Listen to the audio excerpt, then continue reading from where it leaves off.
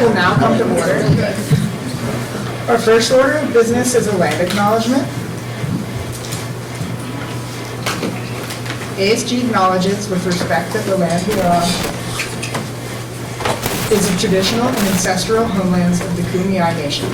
We recognize the indigenous peoples as original stewards of this land and all their relatives within. As these words of acknowledgement are spoken and heard, the ties nations have to the traditional homelands are renewed and reaffirmed. Our next order of business is the approval of the minutes. Roll call, sorry. Is roll call. The clerk will now take roll. Ann Alcori. Here. Andrea Arvizu. Here. Zevin Atisha. Here. Anissa Beckett. Jolie Beagle. Here. Julia Capadonna. Here. Brooke Cluster. Here. Jameson Daytalk. Cassandra Diaz. Here. Lucas Diaz Granados. Paulina Gaithan. Here. Angelica Goutman. Here. Lily Giovanelli. Valentina Guerrero. Here. Tequila Haymond. Osasogia Ioha. Here. Margaret Jelsma. Here. Marjana Layden. Here. Alejandra Murillo. Here. Reese O'Driscoll. Sean Paula. Here. Emma Peters. Here. Asta Saha. Here. Ava Serene. Here. Isabella Sevilla. Here.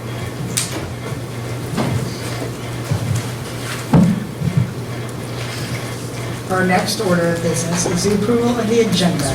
Is there any motion to approve today's agenda, the academic section? I move to approve the agenda from March 7th, 2024.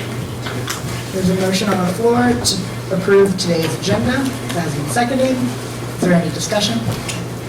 If there is no discussion, we will now move to a vote. All those in favor, please raise your placards.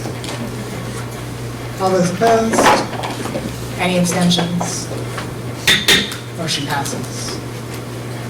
Our next order of business is the approval of the minutes from the last Senate meeting. Are there any motions to approve the minutes? Senator Alejandro? I move to approve the minutes from 2/29/2024. There has been a motion on the floor that has been seconded to approve the minutes from February 29th, 2024. Is there any discussion? If there is no discussion, we'll now move to a vote. All those in favor, please raise your placards. All those opposed? Any abstentions? Motion passes. The next item on the agenda is new business with the start of the confirmation vote and the swearing in of the new ASG appointments. So that would include the new senators and new GBB members. Is there any motion on that? Senator Jameson. I move to approve the confirmation vote and swearing in new ASG members and TBB members. There's a motion on the floor that has been seconded to confirm all the new ASG appointments. Is there any discussion? If there's no discussion, we'll now move to a vote. All those in favor, please raise your placards. All those opposed? Any abstentions? Motion passes. All the new ASG appointments are now confirmed, and now we will move to the swearing in. New Corey, Senator Corey, can you come to the front, and GBB members also make your way up to the front.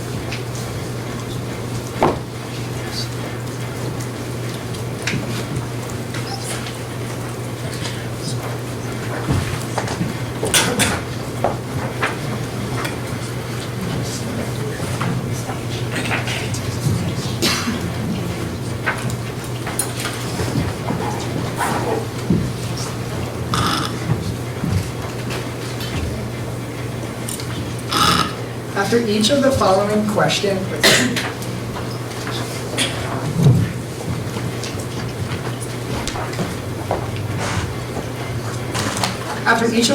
questions, please respond, I will. Will you demonstrate loyalty to the mission and goals of the University of San Diego? I will. Will you act within the Associated Student Government's Constitution and bylaws? I will. Will you be fair and just in the treatment of all, addressing issues in people without prejudice in maintaining a positive working and learning environment? I will. Will you honor agreements and preserve confidentiality? I will. Will you be honest and accountable for your actions and statements? I will. Will you demonstrate personal and professional integrity in all matters and respect ASG leaders, administrators, faculty, staff, and students? I will. Will you provide leadership in all your assigned duties? I will. I will now read a phrase. Can you repeat after me?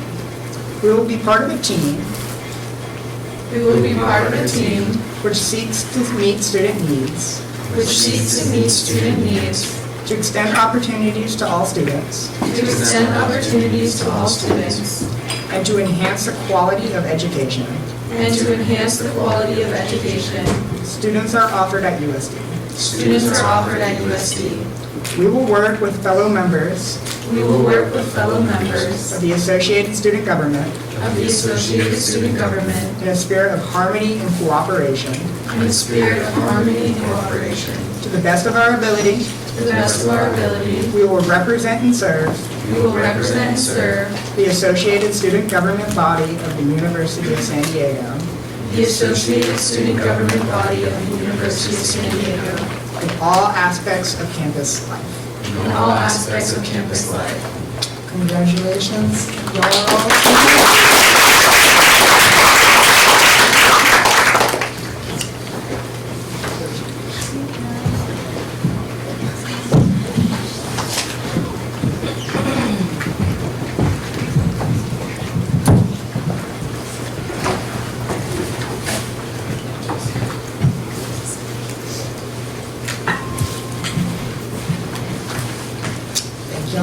The next item on the agenda is a presentation and discussion on supporting the BSRC Beyond February by Jay Rice.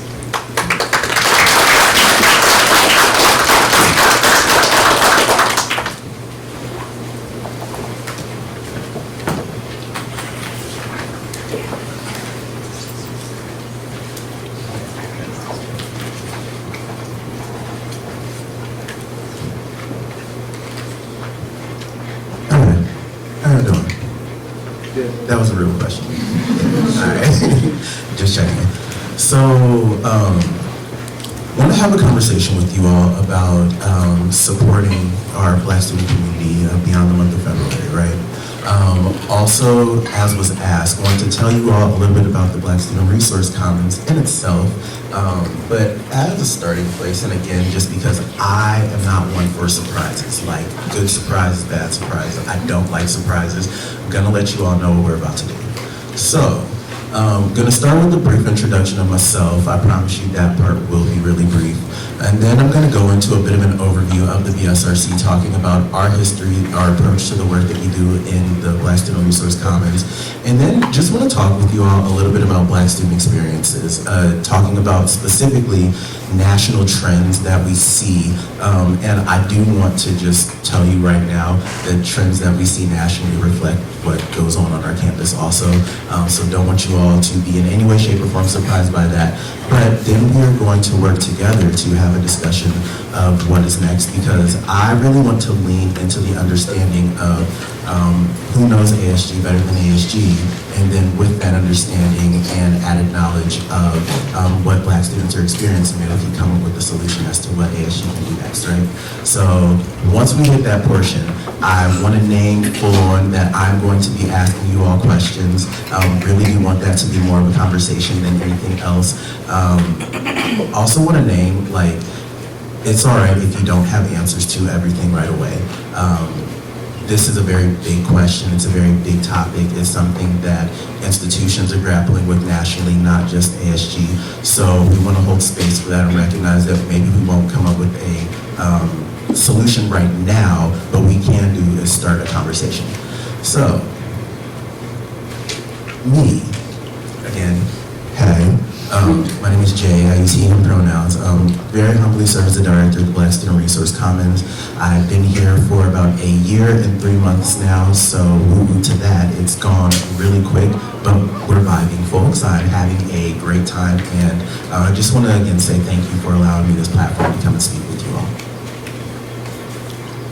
Now, the Black Student Resource Commons. So, just by show of hands, can you all just raise your hand if you're familiar with the BSRC? You know where it is. You don't be shy. Don't be shy. Okay. Cool. So, good foundation piece there. All right.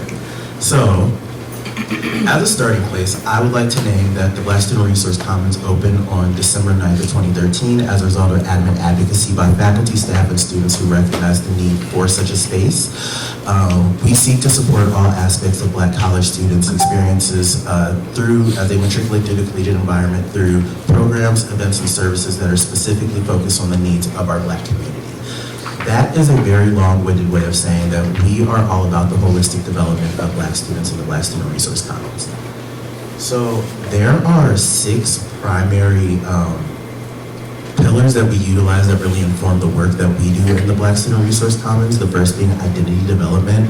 And we seek to hold space for various expressions of and understandings of Blackness through programs like our Black Ant series and Soulful Reflections, which provide space for students to come together and to delve into theories such as racial identity development theories or intersectionality, but understanding, of course, that a lot of people outside of student affairs spaces or just outside of ethnic studies courses aren't necessarily familiar with that language. So we want discussion and understanding of identity to be accessible for everybody, to where they're learning about these concepts, yes, and learning about and enhancing their understanding of themselves and the racialized experiences that they may be encountering, but not necessarily using words like racial identity development theory, because folks aren't just sitting around talking about racial identity development theory. That's not really a thing. Now, we also engage in various activities for community connection. We believe that strong community ties are vital for fostering a sense of belonging, resilience, and collective action on campus.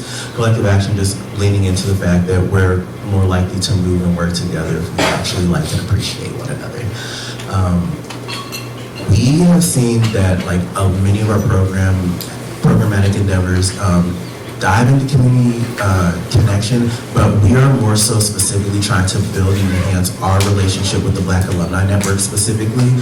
We just had a Black Men's Brunch in which we brought together members of the Black Alumni Network, faculty, staff, and students, all specifically in this instance to talk about the experience of being a Black male in the collegiate environment and then the experience of transitioning away from the collegiate environment out into the real world. We're going to be doing the same thing for Black women, but overall the goal there is just fostering various ties to community connection that hopefully yield lifelong friendships, and then reminding folks that there is a community that exists that is still affiliated with the institution but exists for you outside of the actual collegiate environment, like past your time as a student. Of course, we have our physical and social space. I really like to emphasize, just because y'all pay to print, which is still wild to me, but I know that I used to do it too when I was a student, that we are one of the spaces on campus where you can print for free. So if you're ever in a jam and need to print a paper really quickly, just slide by the BSRC. You can do it for free. But we want to really emphasize that our physical space is meant to be to students what they need that physical space to be. If you need a space to come take a nap, please come take a nap on one of the couches. I will actively admit that I've taken a few good naps on those couches. If you need a place to study, if you need a place to socialize, if you need a place to take a break, it is meant to be that extension of home. So we're hoping that it can just be whatever that student needs. We offer leadership and mentorship opportunities. We do employ a small number of students that are federal work study eligible, as well as students that don't have federal work study. Really wanting to emphasize the notion of what it means to develop your professional development capacity, really start defining what it means to be a professional for you in a Black space, which can be a very new experience for folks who have traditionally worked in predominantly white environments.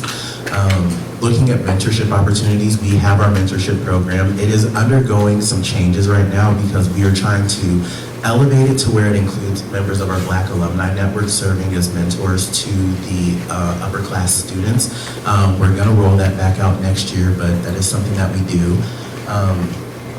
We engage in various forms of personal, financial, and academic resourcing, really just wanting to double down on the fact that educating students on how to leverage the available resources on campus is really a muscle that we're trying to build.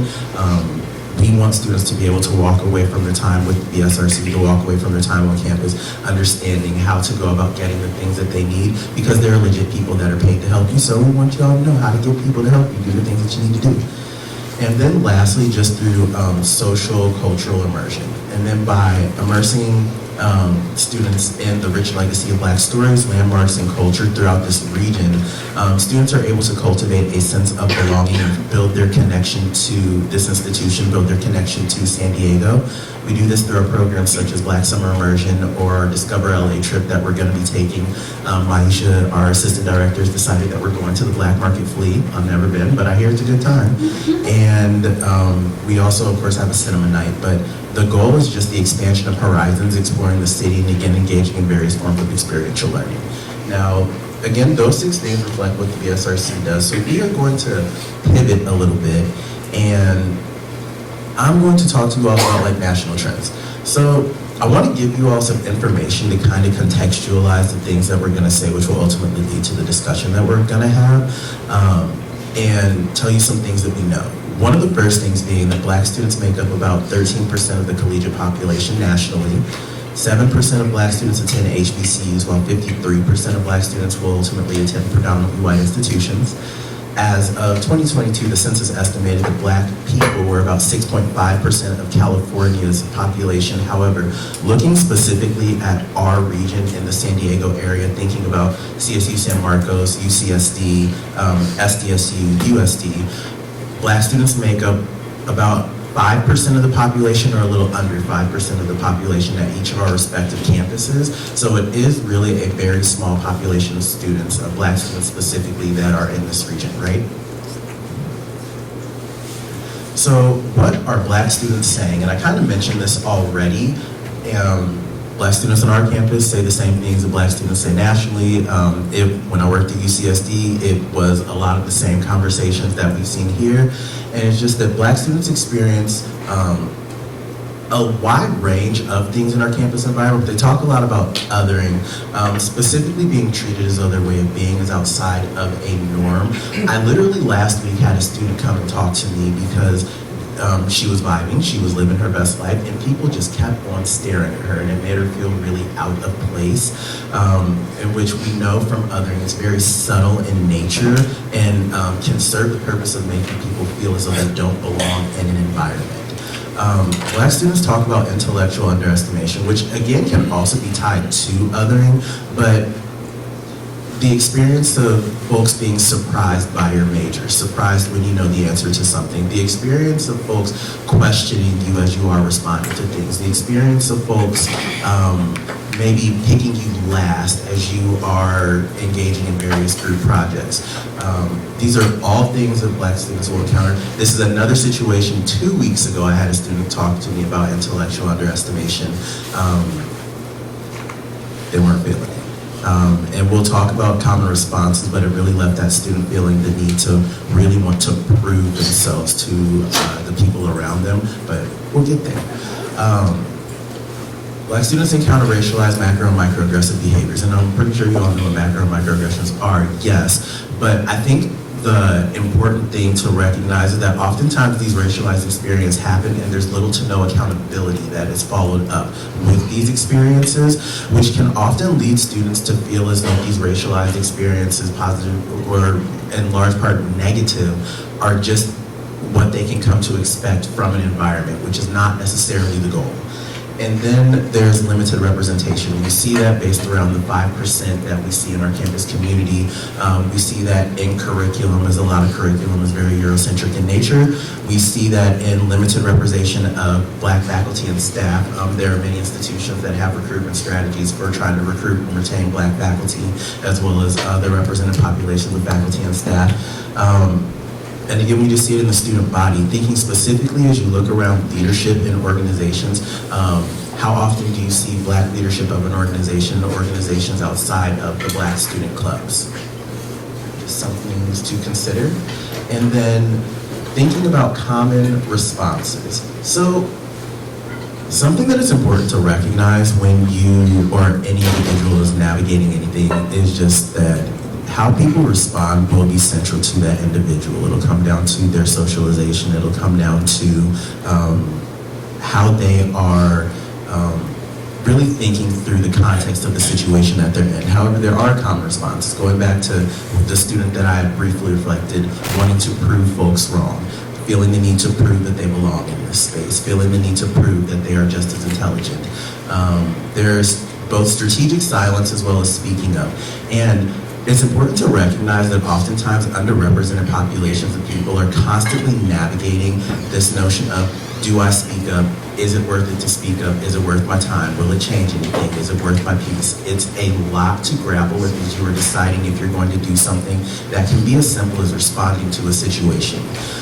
But outcomes of this can result in racial battle fatigue, and that is just being tired as it relates to constantly having to educate people as to your plight and your experiences. But something that I really want to emphasize is that this can also lead to folks centering dominant ideologies or centering white approval as a marker for success. In the spirit of, and when you really think about what proving folks wrong really means, it's just that. It means that your indicator of success is whether or not those individuals feel as though you belong in this space, which no longer makes it about you, your achievement. It makes it about them, their perspective. And that isn't a fair indication of success. It's not fair to the students that are navigating it.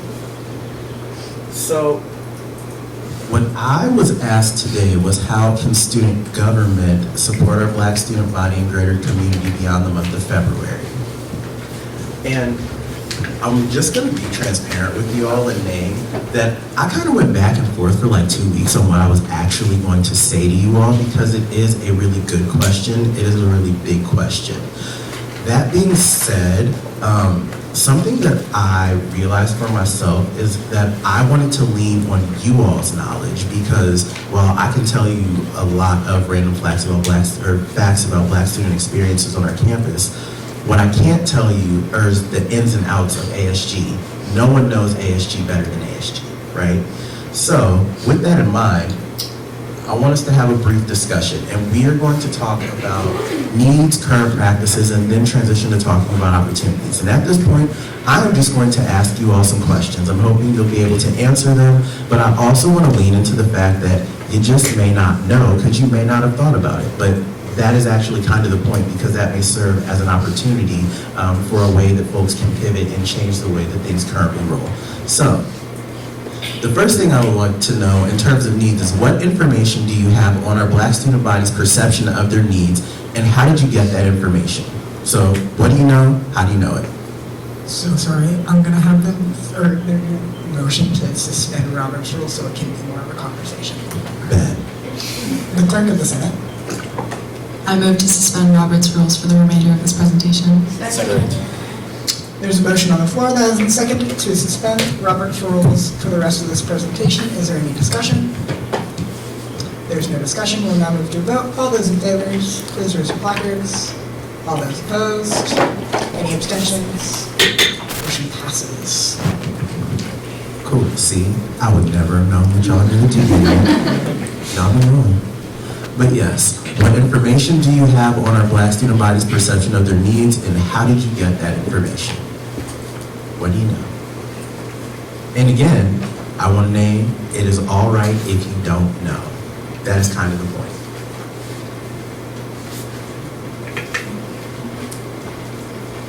Can I just talk to you? Hi, thank you for coming. So one, I acknowledge I don't know a lot about this topic. What I have learned is really in classes pertaining to intersectionality, and specifically looking at how Black women specifically experience life at a completely different perspective than I think Black men and then white women. And so I acknowledge the intersectionality aspect of it, and that's something that I've recently been exploring more, understanding more, just intersectionality in general. But that's again through classes. And so outside of that kind of realm, I feel like I am not exposed to information like that. It would be really helpful if I was exposed to information like that, and that's probably something that I should be seeking out myself. But I would love to know where you would recommend being able to find information like that, or things along those lines. Yeah. But yeah. We will come back to that because that is actually a good question. Cool.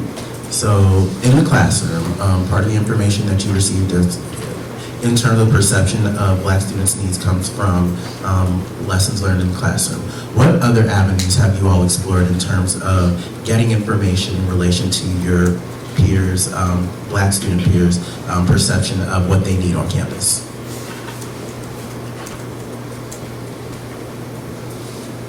I think the most common one would be friendships and hearing about people's experience at USD, because commonly, like, we'll all, like, talk to each other, like, oh, we need this and that.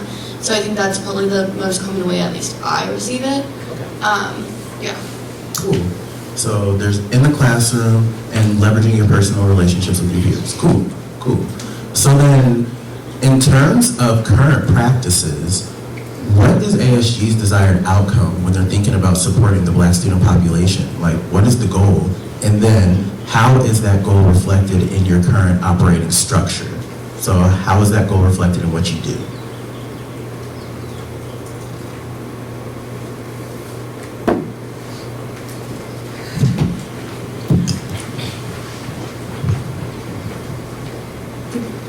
Thank you so much for coming. So this is actually something that our executive board has discussed a lot with marginalized communities, because many of us do come from marginalized communities, and every marginalized community has a different experience in the world and on this campus. Literally just looking at our executive board, every single one of us has had a different experience.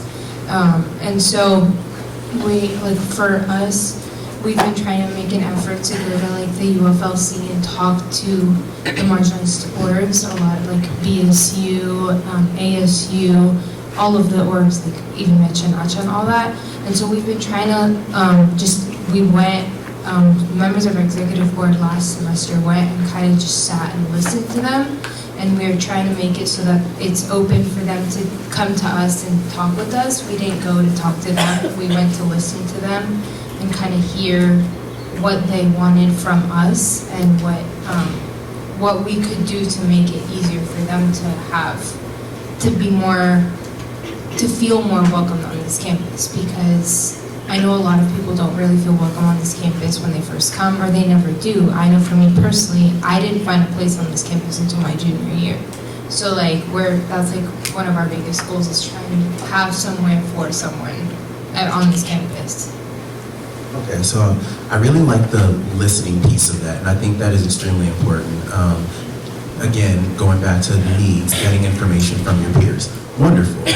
And again, I want to just ask you, though, how is that reflected in your operating structure? Like, how did listening influence how you all go about your funding structure? How did that influence how you go about the policies that you have in place for the student organizations to abide by? Like, did that listening result in changes, or what was the outcome?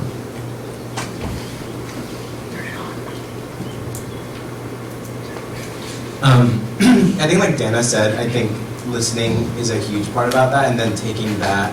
And so I think when like some of the members of the executive board who went to that meeting, I think we took it back and we discussed and debriefed about what exactly were the direct needs. And I think that's part of the operating like kind of structure, is like, okay, now that we have the information, I think the biggest step is also taking it and developing a way forward. And so that's why thinking about just like essentially like how can we measure that all these student populations on campus, and especially like looking at this question for Black students, how are they thriving on campus? Can they thrive on campus? Like, what are the mechanisms that is like really halting that? And so, so really like looking at those practices, and then a lot of the concerns that were brought up at that UFSC meeting was a lot about like access to funding.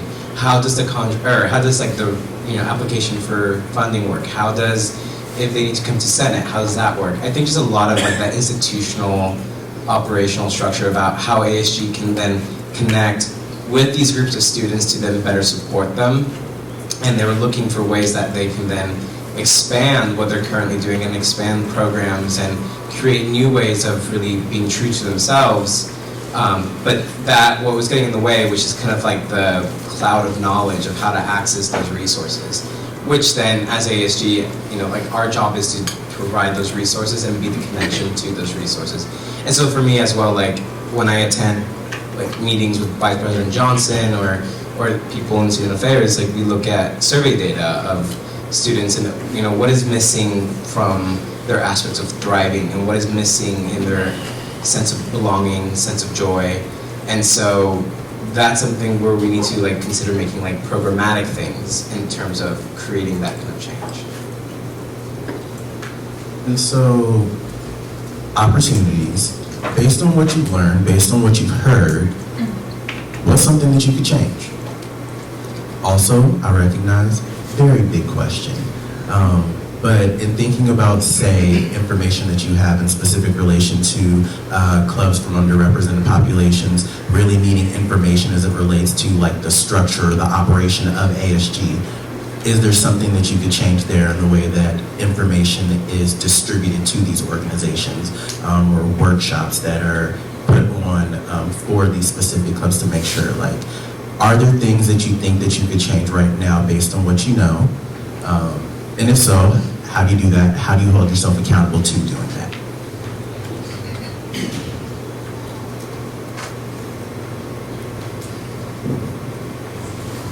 Again, thank you so much for coming. I guess to answer I just made a statement about communication. That is something that the student org committee is working on right now. We drafted an email with introductions of ourselves, who we are, and just saying we're reaching out to each 30-ish clubs, which is a lot, but we don't expect responses from everyone, obviously right away or anything, but just having introductions and having them know who we are, and just knowing that hey, we are the student org committee, we're here to serve you and we'll be the voice for you in our committee and in Senate. So I guess to answer the question about increasing communication, we're definitely working on that. It's something that's active right now. It's something that I wish that we were able to do a little sooner, but it is kind of difficult to reach out to everyone. And I guess just having those interpersonal connections, like people were saying earlier, listening to what people have to say and really trying to broaden our horizon, especially as ASG, because even though we do represent a lot of different communities and people on this campus, in this room, it's not everyone. So we're trying to reach out through email and other means. We're trying to also host mixers and stuff like that, really just to spread the word of, again, who we are and what we do for the students on this campus.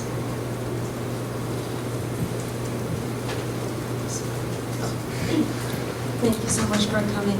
I guess one thing that we did, I think it was in the beginning of the fall semester, was a training to all student clubs, where we invited a lot of student clubs, and we had presentations and told them about how to request for funding and just a lot about what ASG does and what ASGBC does. And so I think that that was a very, very helpful tool for a lot of clubs.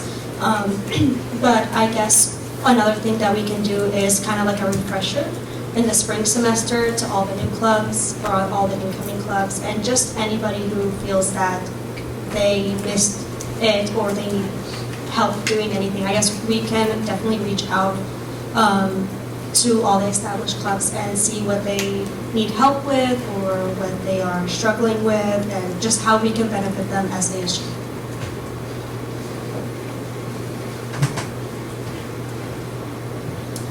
Hi, thank you so much for being here. I think in terms of what we can do as ASG, I think that there's these conversations that often happen within these identity groups, or people that are part or friends with people in these identity groups. And so I think that finding ways to, a lot of the work that we do in ASG is initiative based, and so I think that finding a way to tailor that to the Black student population and finding ways to support them is really important. To better aid in the student experience, because it is very different when you're a student of color, a Black student, or just working to a different identity group. So I think that's really important. So, as we transition to you all being able to ask questions, something that two things that I really want to leave you with is just one, oftentimes there are a lot of very well-intentioned individuals who really do want to do good work and are really asking and grappling with how we better serve underrepresented student populations. And they come and they want to work together, and I think that that's wonderful. I also think it's important to recognize that oftentimes a lot of other people don't actually know what it is that we do. They don't necessarily know what our day-to-day looks like. They don't know what our work looks like. So it's important that we fill in those gaps for them so we can better establish pathways to working together. And so really want to encourage, as you all are doing, trying to gather information, trying to listen to your peers, not waiting on a community to necessarily tell you specifically how you can better support them, but rather telling that community what it is that you do, making sure that community has a unique understanding of who you are, that which you can do, that which you cannot do, taking and talking about what that community's needs are, talking specifically about what your current structure is with that entity to make sure that like maybe there are gaps that you can fill in, but then also seizing opportunities to change. Because that's the big thing, like communities' needs are going to change, and sometimes it's about how we pivot. But the quote that I want to leave you with is just that being an accomplice is more than just listening to others talk about the struggle. It's about solidifying a course of action to help commit to undoing it. And I feel like that's what it's all about, being an active accomplice to communities and thinking about the ways in which we assess the needs of the population, whether that's through our personal relationships, leveraging classroom knowledge, or even trying to call information by going to those student groups directly, thinking about you all's operating structures specifically, what policies are in place, how do those policies specifically impact our underrepresented student populations, are they serving them well and allowing them to function and to flourish under like you all's oversight, or are there changes that need to be made? And honestly, even asking them about you all's policies and how like they feel as though those things are working. But then again, just seizing opportunities to pivot. But yeah, want to open things up for questions, and thank you all for indulging me and letting me come hang out with you for a little bit.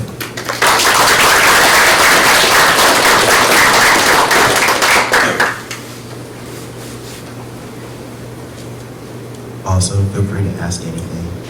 I'm pretty open.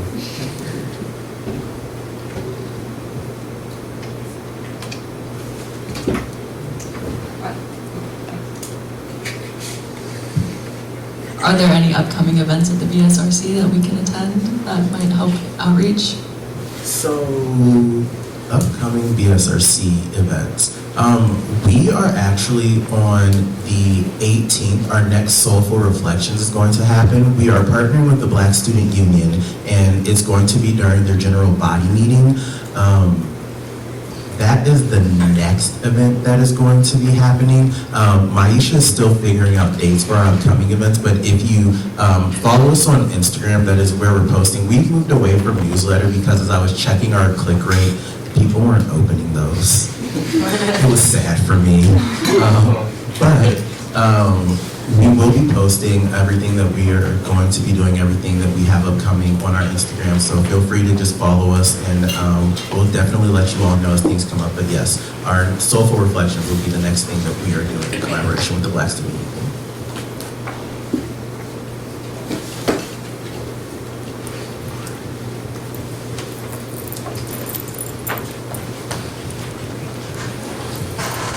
This isn't so much as a question as it is, I think, a comment, but I really liked how you mentioned working on a muscle that is showing students resources on campus. I'm chair of the Student Life Committee, and that's something that we're kind of focusing on, is that we know that there are all of these resources and we can see them because we can engage with them, but we're in that position and a lot of students aren't. So how are we encouraging students to really access those resources? I know we've been having conversations in our committee about how we're broadcasting resources to new students during orientation week.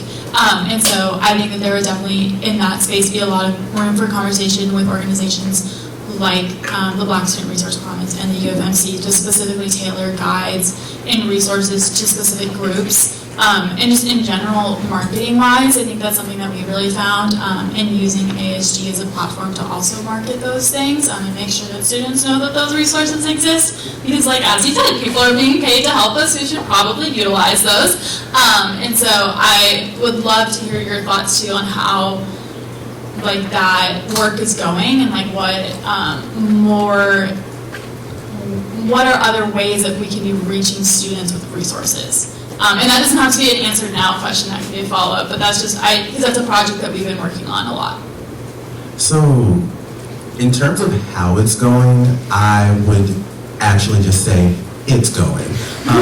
Very much a work in progress, just because we are a very well-resourced institution. There are a lot of people that do a lot of things, and even at an institution our size, knowing the extent to which there are just all of these available resources, helping students be aware of like the ones that are the most salient to them given their current situations is a bit challenging.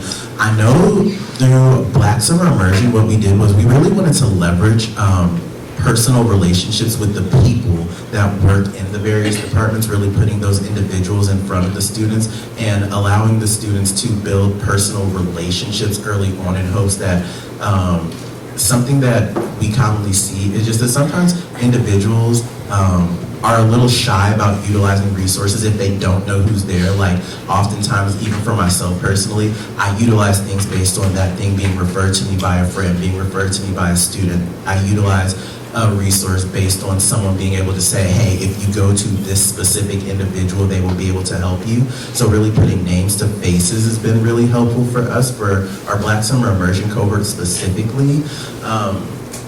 Thinking about other ways, and I like what you said about tailoring guides to help students be more aware, but I think also just offering more regular opportunities for folks to engage with various resources, like something that I see that the UFMC and the LGBTQ plus and Allies Commons, they do really well is pop-ups, and I would really encourage like other entities on campus to start doing pop-ups so they can just start reminding students of their presence on campus. I think there's so much that it's easy to forget that people are around if they don't see you. So as campus department, trying to make ourselves a bit more visible could be a part of a solution. It gets kind of complicated when you think about like space and like staffing, but I really do think that we could do it like if we just engaged with and leaned into popping up in that small school environment and building those interpersonal connections with the students. Thank you.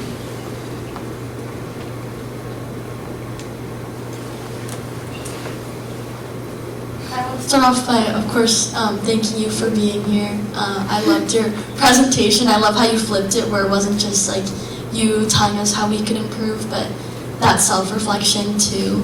That being said, I've always like grown up, like my mom's like biggest saying is like there's always room to improve. So like even though we're trying, like I'm sure there's many different ways that we can do better. And as for like your last quote about like the action steps, do you have any like suggestions or things you'd like to see from us? I know like you want us to think about it like self-reflecting wise, but if we just flipped it, if there's anything you'd like to see from us specific action step wise? So I think action step wise for me,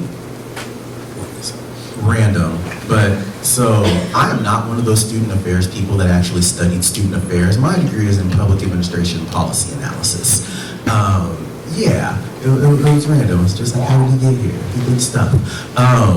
That being said, I'm always big on review of policies specifically with the people and the populations that will be responsible for, like, accountable to those policies. So something that I would just love to see more of, and I don't know the extent to which you all do this because, again, like, I own that my knowledge of you all's work is limited, is just more review of like policy related things with the student organizations that'll be responsible for upholding those policies, just to make sure that they make sense for them.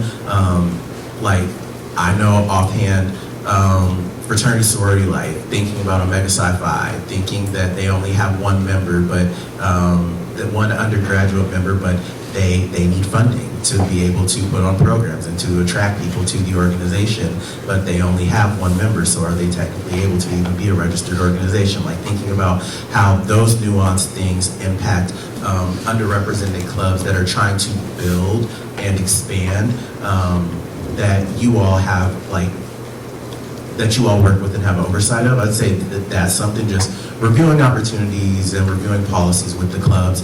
I also say that, like, and I'm trying to phrase this properly because y'all give out so much money, and it's a lot, and trying to do so equitably,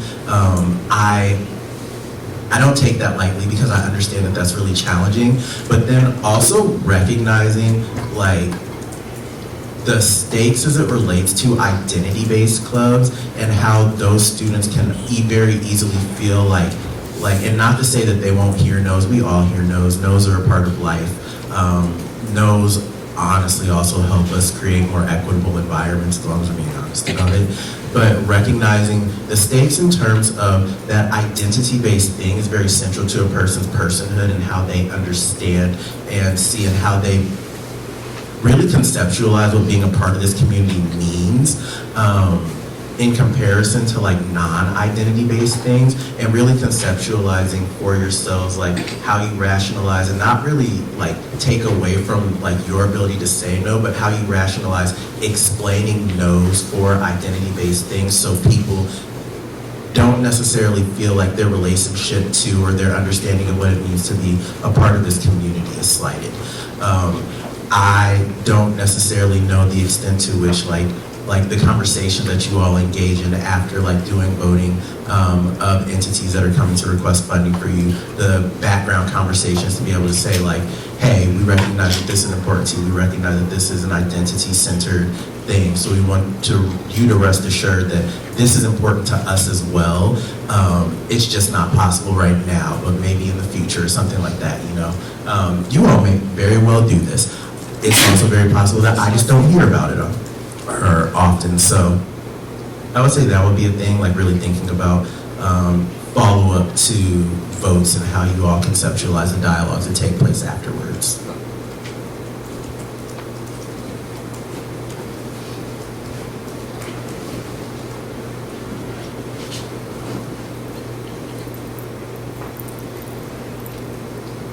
Well, I do not see any more questions, but I would like to extend another thank you and round of applause for coming.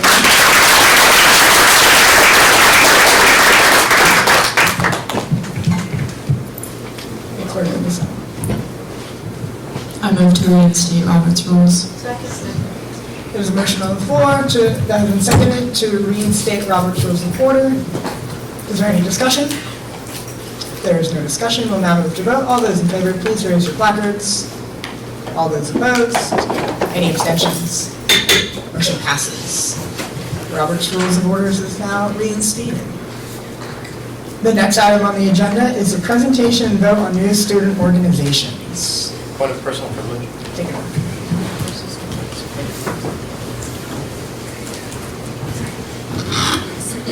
Okay, I will make this nice and quick for everyone. There's two old new clubs. So first off, we have Pulpit, which their mission is to bring the student body together through school of spirit and unified identity while also supporting athletes during games, and their goal is to overall better the student section during those sports games.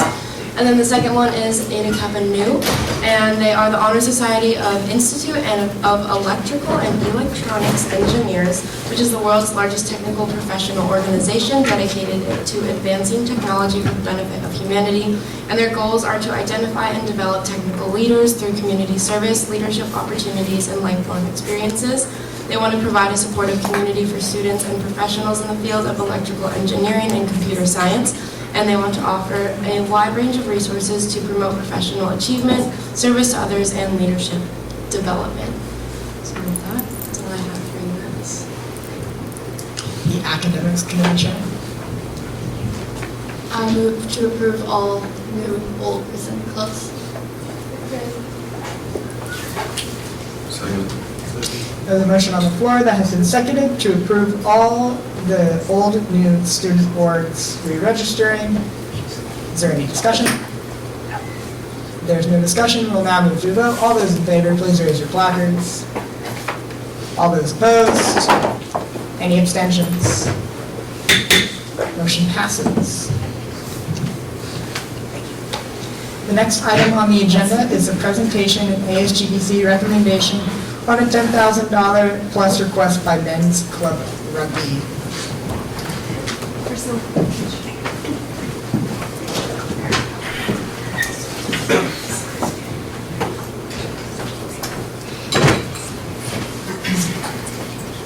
Hello, ASG Senate. We're here on behalf of the Men's Rugby Club. My name is Michael Lewis. I'm the president. I'm Devin Hoogle, the finance manager and operational manager. And I'm Joey Varco. I'm the travel manager and risk manager. Yeah, and this is our 2024 funding reports. So let me begin by telling you a little bit about our club. We are a player-led organization with elected student leaders who oversee the development and success of over 60 student athletes. We are change makers on campus. Not only have we grown USD's brand by defeating big name schools such as Clemson and Harvard on national television, but we're also dedicated to our student success off the field. We've helped in establishing the women's rugby program. We've donated with charitable organizations such as the Pat Tillman Foundation, and also established a mentorship program connecting over 40 years of rugby alumni to our students. Lastly, we are sustainable. We compete in 2 variations of rugby, 7s and 15s, and we won our first 7s national championship in 2022. We then repeated that and won a 15s title in 2023 and seek to defend both of those this spring. So as for an outlook on our 2024 playoffs, as back-to-back 7s national champions, we've already secured our spot at this tournament, which will be in Washington, D.C. again, April 25th through the 28th. And as for 15s, after a successful start to the spring season, we are currently the number 4 ranked D1 AA team in the country and have 1 win left to go to make it back to the regional playoffs as we have the past 3 consecutive seasons. This tournament will be held in Chico, California come the weekend of April 13th. And then finally, should we be successful at Chico, which we are extremely confident about, we will move on to defend our 15s title in Houston, Texas, which will be held on May 4th. Yeah, so all of that success does not come at no cost. We have 3 main things that we're asking for. That's transportation to these locations, somewhere to stay, as in hotels, and some food for the players to eat. And just to clarify, all of these funds are going towards undergraduate students. There's no coaches, we're not paying for any of that. It's just students of the student body. So we first have the 7s national tournament in Washington, D.C. that we've already qualified for, that we have won for the past 2 years in a row. The first numbers we were looking at when we were getting our estimates was about $9,405 for 15 players airfare, $2,850 for the hotels, for 3 nights of hotels, and about $20 a day for 15 players, make about $900 for food, which even then is still pretty low number, because we're just really trying to get you guys to get every dollar of your money the best spent. So we actually, ever since we found these numbers, we have looked for cheaper flights and cheaper hotel rooms. So the actual flights that we ended up purchasing, which we got yesterday morning, were $7,268, so about $2,000 less than what we had originally expected. And our hotels, though, on the other hand, was about $3,604. So a little bit more expensive on the hotel end, but we were looking for cheaper air travel. So the big thing is we're always just looking for the cheapest option for you guys, because we know you guys have a lot of clubs and really just need to choose a good way to spend your money. So, however, we did save some money on the flights, kind of counterbalances with those hotels, and also we'll be needing rental cars, which we have not added in this estimate yet because we haven't gotten those estimates. Next one is our playoffs in Chico, California. This will be from April 12th to 14th. For this one, this is for our 15s form of rugby, so rather than bringing 15 players, we'll be bringing about 30 players. And so for ground travel, we're going to be taking a bus rather than flights, just because we know that a large charter bus is a lot cheaper than flights, and again, just trying to make it as the cheapest option possible. So the charter bus is about $5,834. The hotels will be $2,700 for 2 nights with 10 rooms for 30 players, which means we're having a lot of players sharing beds and everything, again, to cut down on costs. And $20 for food for 30 players, 2 days, about $1,200. So this total is $9,734. And then the very last one in Houston, Texas, on May 4th, you can see our air travel, about $420 per player, making it $12,600 for 30 players. And our hotel here, it says we have 2 nights for 10 rooms, but again, we're looking at cutting that down, so we'll just be staying for 1 night rather than that. And so that'll be 1 night, 10 rooms, 30 players, $3,660, and then again, food, $1,200. So the total for our national championship in Houston, Texas, will be $17,460 expected. And so all these numbers together, we're looking at $13,000, $9,000, $17,000. They add to $40,300. And that does not include the rental cars yet, as we haven't gotten those estimates, but it's the cheapest option we could come up with so far. Yeah, just to add some stuff, so with those cost reductions we worked on, we got the number down to $38,000, and we were just hoping we could kind of spend that margin on rental cars, which we're still waiting for the approved quota. We've looked it up just based online, and it looks like it'll be less than that $2,000, which we're very happy about. And then also, we have to go through Lucid Travel, which is our approved vendor, and we picked the cheapest possible option. So if we might look something up and there's a cheaper alternative, but we can't use it because it's not part of Lucid Travel. So all of it is the cheapest ones we can find. We're always constantly looking for cheaper alternatives to save money.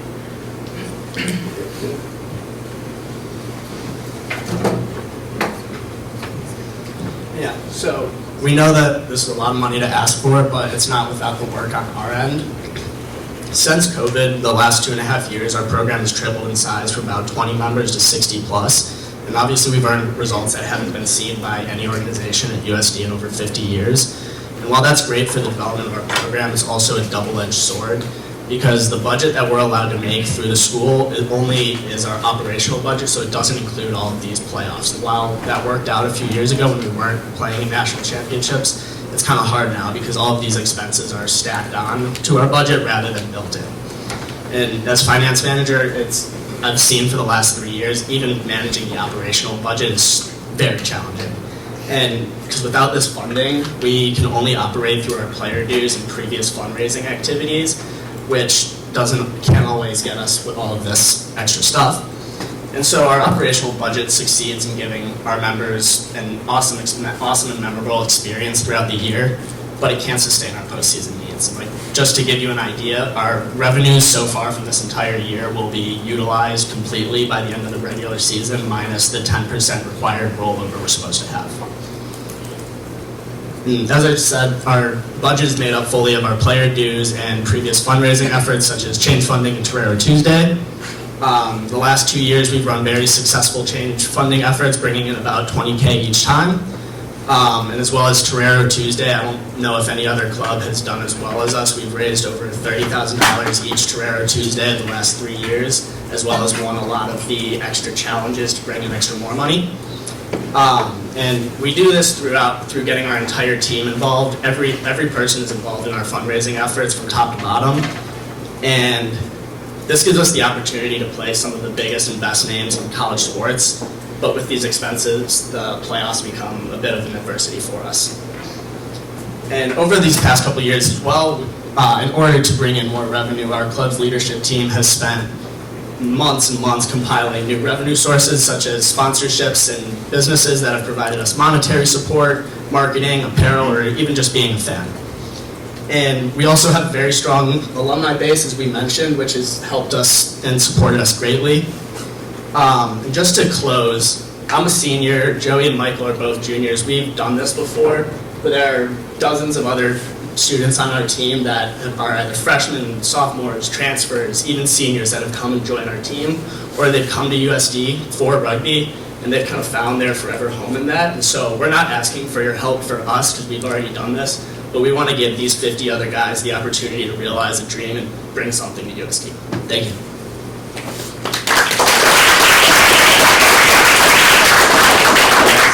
My contact info, our website, Instagram handle, anything, and feel free to ask questions. Now, we will now open up to questions. The Student Life Committee Chair.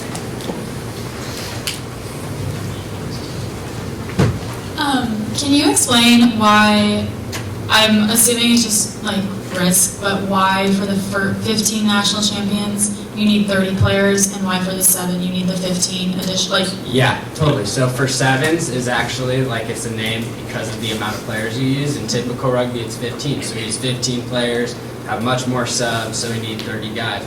Sevens tournament, 7 starting players on the field. So we only need about 2 teams for substitutes for everybody. If people get injured due to the nature of our sport, we need more people left over in case to roll on for subs or starters. So yeah, that's where the difference comes in. It's just the amount of players that are needed to play those games.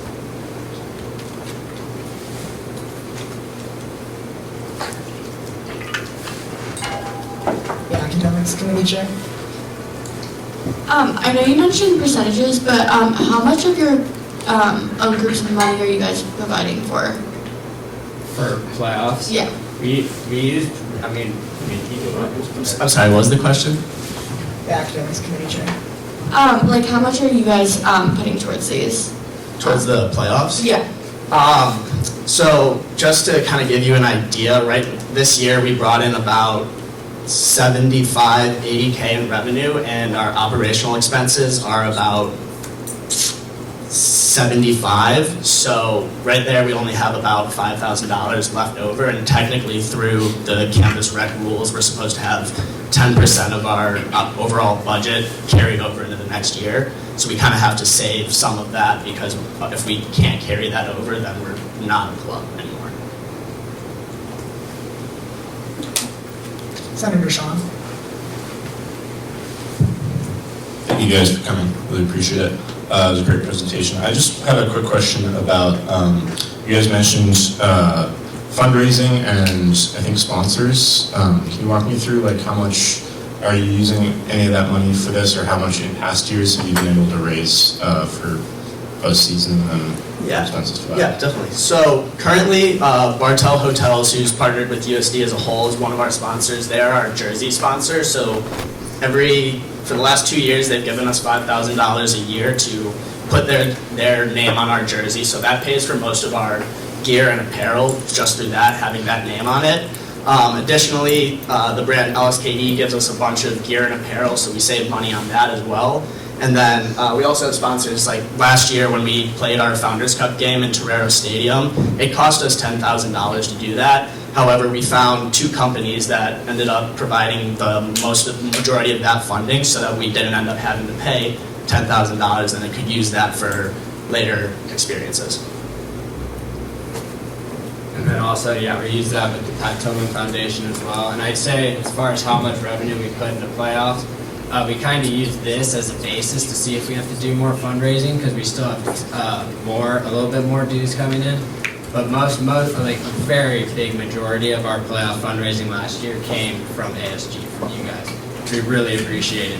It was about 10 grand asking price cheaper last year, because our regional playoffs, which is now in Chico, that about $9,000 something trip, was hosted here. So that wiped out completely that entire tournament's fundraising needs, and it made it just a lot easier to do it. Thank you.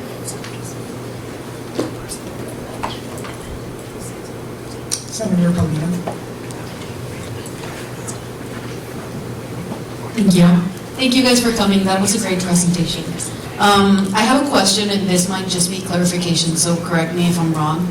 You said it's 3 different tournaments. The first one you have qualified.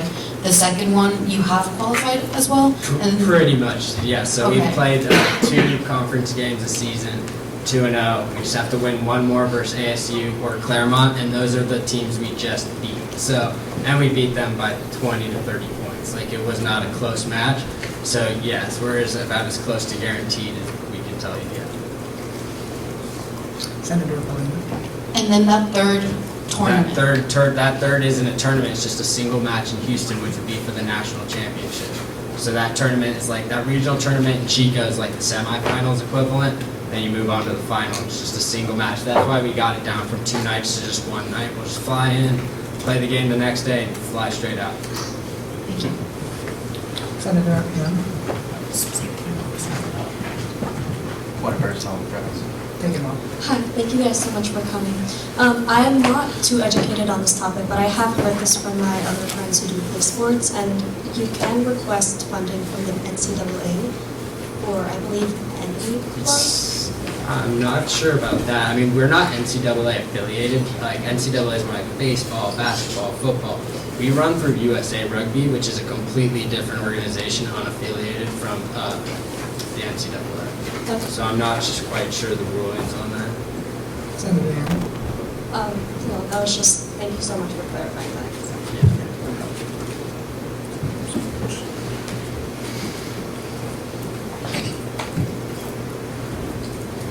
The Student Board Committee Chair. I was just wondering if any like specific fundraising was done for these 3 events. Like if there was, oh sorry. Oh, continue. Sorry. Student Board Committee Chair.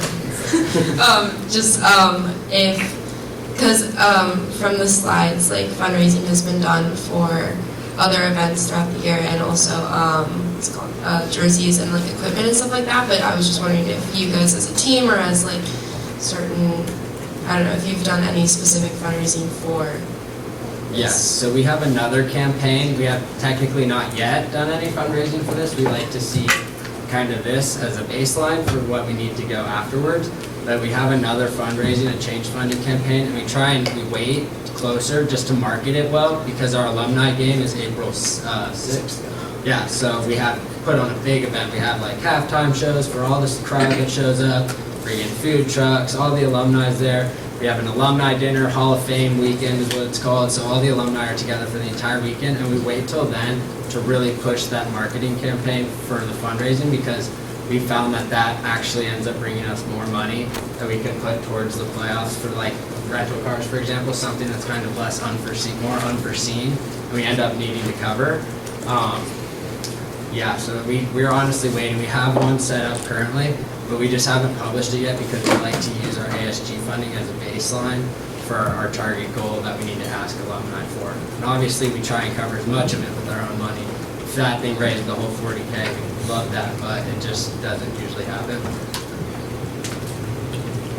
The Clerk of the Senate. Could you just go over one more time the changes that you all had made to your original plans? I know the Houston, you said you cut from 2 nights to 1 night, but were there any other changes you made? Yeah, so the only other change besides that 2 night to 1 night would be during our 7th national tournament in Washington, D.C. That one we have the numbers as flights for 9,405, and the flight ended up actually being about 7,268. And then for the hotel, rather than $2,850, the price is $3,604. It totaled out to $11,000, so that's where we saved the $2,000 in this trip. And then also, as you were saying, for Houston, that $36.60 would get cut in half because of the single nights, so that brings the 17 down to about 16 so. And then, but that's why we were hoping, because we haven't gotten a quote for rental cars. And in the past, they've actually provided us buses that took us from our hotels to the field, which is why we didn't really look into rental cars, because we were hoping that would be provided. But now that we've learned that we do need rental cars, we just kept the original amount, because we figured hopefully we could use that 2K margin. The total in the end is 38 after all the changes compared to 40. And we were hoping to use that 2K margin towards rental cars. So yeah, those are all the total changes. We're just trying to be as cost efficient. We know, and come to you guys as early as possible, because we know the longer we wait for hotels and for flights, the prices only go up. So we try and get, we also have a lot of confidence in our team and club with the amount we've grown. We've gone from 20 players to 60 in 2 years with a lot better recruits. We've had, I think, 50 applicants signed to come to the school and mark rugby as a tag, like they want to come to the club. So we've just brought we've had a lot of visibility with all these wins and success. And yeah, we're just trying to manage it the best we can. And on that note, unfortunately, I'm going to cut y'all off and have the ASGBC recommendation now present, but if y'all would like to stay in the public, because there will be another discussion period after, y'all are more than welcome. Thank you guys so much. Yeah, thank you.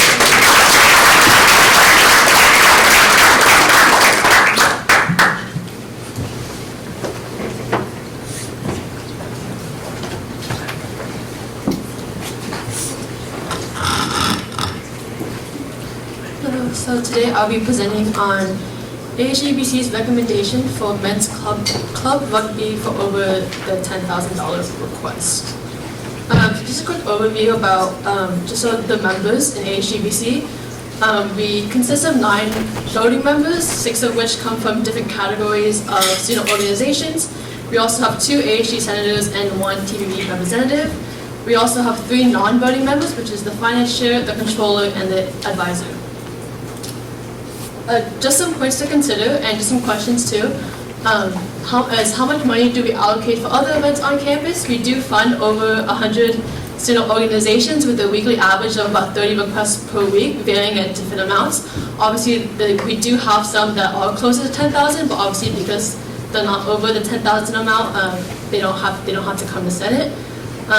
Next question is how does what we fund and support reflect ASG's values? How do we reach a different group of people on campus? And then lastly, how do we balance the budget to ensure we can fund requests throughout the semester? So this request falls under the sports club regionals and championship and playoff categories, which is shared with every student organization. This is a new category this year, and so that's it's for all sports clubs that reach regionals, championships, and playoffs that take place after the regular season. And those are just some other details about what we fund in that category. So our current budget, so we started off with $175,000 at the beginning of the semester. We are now at around $78,000. This is as of today, and that means we have allocated around $96,000 so far. We did have 2 more over 10,000 requests come in over the weekend, so we have a total of 5 outside of rugby. So if you count rugby, it'd be 6. So this is for ASGBC's recommendation. So we have a total, ASGBC recommended a total of $13,500. This is only going to be for undergraduate students for transportation and lodging, and this is going to be for no food. In the funding category, in the funding guide, we don't fund for food, so the ASGBC decided to keep that consistent with the funding guide. So if you go into a little bit of further breakdown of the $13,500, this is going to be $100 per person per night for transportation and lodging. And if we break it down to each of the tournaments, for Senate's National, it'll be $4,500. 15's regionals or the playoffs, semifinals would be $6,000, and 15's national would be around $3,000. So some discussions that were held in ASGBC. First was just to be consistent with equitable funding for other student organizations. We do fund over 100, and there's a lot of requests coming in every week. In this funding guide, we do have a max of $80 per person per night, but the ASGBC did decide to increase that amount to $100 per person per night, just because there is a lot of, there is more tournaments and there is a farther traveling distance, and this $100 per person amount will be used for future events similar for this request. So for any other sports club that want to come in for other tournaments or just any kind of conventions as well. And we did also talk about how ASGBC did talk about change funding and Tour Tuesday and how the club dues and how all those 3 fund for regular season costs. So that's another reason to why we increase it to 100. And if you'd like to vote, please vote to approve or deny ASGBC's recommendation, and if denied, please vote for a new funding amount or vote to send back to ASGBC to review. Student Life Committee Chair.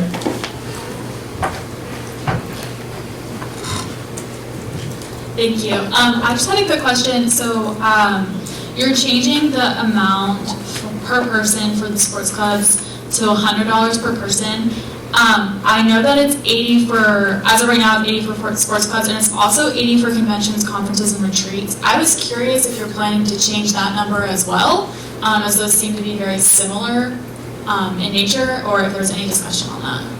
Yes, so I believe at the last ASGBC meeting, we did have kind of a similar one come in, and this was under, I think it's like retreats, conventions, and conferences, and that one we did fund to this new $100 per person. Yeah.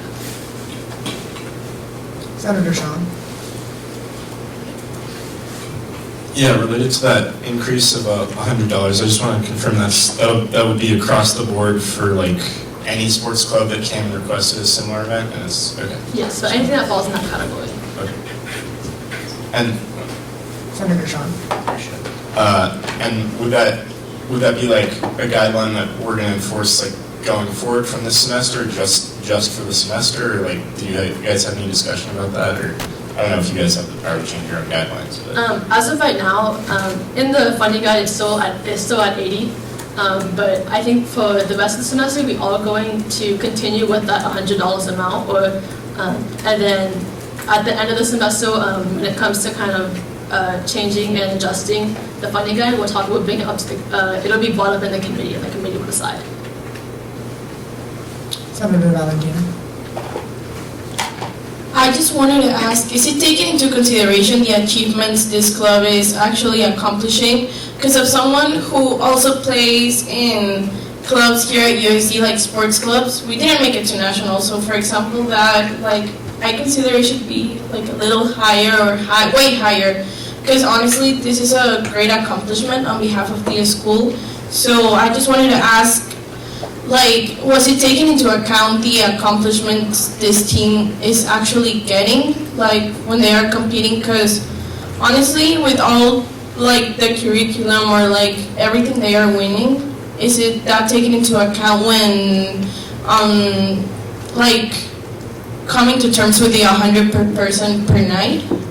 Yeah, so that was another reason to why we increased it, because we know that they have been really successful in the past. And we want to be able to fund a little bit, to provide them with a little bit more than what the funding guide says. But they, ASGBC did like have to take into account the rest of how the total funds will be affected and how we should, equitably fund all student organizations for the rest of the semester, because we do have, quite a bit of the semester to go to. Finance Chair.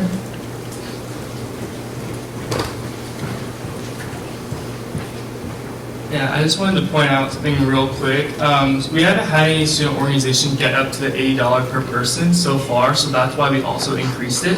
So this wouldn't have affected any other club who's come in prior, but we made sure about that when we decided about this increase up to $100 per person.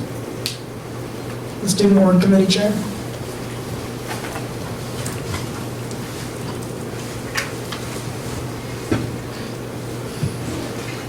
Kind of going off of what Senator Valentina said, we did think about the future of the last request that we funded, of like the growing of that certain organization. So we do need to consider that as well with this organization that has tripled, it seemed, in size in the past 2 years. So if we're going to consider the growing of certain clubs, we have to apply that to all, at least I think so.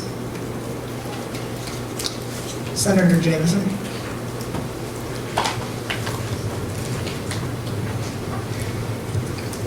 Yeah, I just want to tell like, a little thing. One of my constituents, I just see him walking back in crutches, and he's wearing a rugby shirt, and he goes life and limb for this rugby team, right? So, like, this goes for everyone on rugby, I'm assuming, right? So, it makes me, like, wonder, like, what is, if I could ask the member of the public to answer this question, what is, like, the amount of money you guys gained last year from your fundraising, like on the one that you're anticipating to get a lot of funds this year? Someone needs to see their time. Academics Committee Chair. Nice to see you guys have to a member of the public. Yeah, so last year, we ended up actually raising, I think, I wasn't the president last year, so I believe it was somewhere between 10 and 15,000 with that last fundraising effort. And then we were awarded 20,000 on a $30,000 asking price last year from ASG, so that ended up getting it to 30, which covered it, like I said, because we didn't have that one tournament in Chico and we hosted it, which took out that $10,000 cost. Point of order, the time allotted for this agenda item has elapsed. The Academics Committee Chair. I move to extend the allotted time by 10 minutes.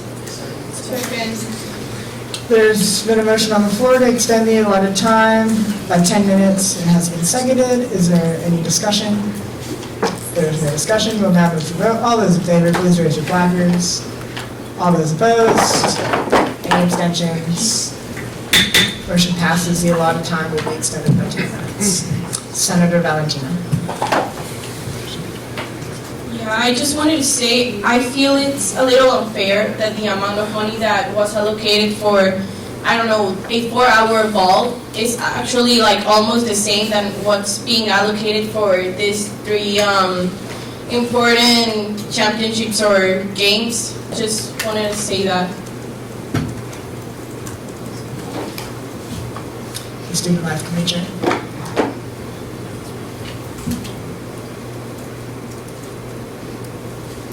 Sorry. I'm just concerned because I know that last semester with the Society of Hispanic Engineers, when they came in, we bumped the 80 up to 100 because they were a minority group.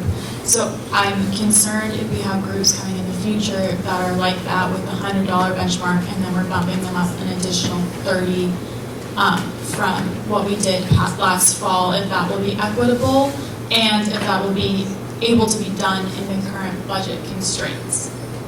So I just wanted to voice that concern.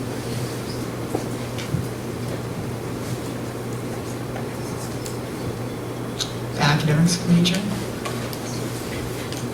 I personally am up for upping it a little bit, but I do agree we have to be cautious of our total fund and how many more requests are coming in. But I think upping it a little bit is giving them a bit more, movement for their meets coming up, as well as if they have succeeded a lot in the past. And as far as sports go, I would say they're probably one of our most popular sports, like nationally, that perform the best. So I think that is something to also take into consideration. They're bringing us a lot of like viewing and news.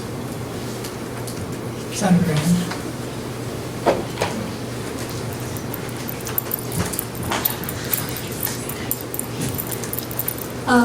I guess one thing that I do agree with on the ASGBC recommendation was the no food recommendation. So I think if there's one thing that the club could give up on funding to reduce the cost, then would be the food, and so the members would be, I guess, buying their own food, which I think would reduce it by, I don't know, I'm not sure, maybe 8,000? Senator Isabella.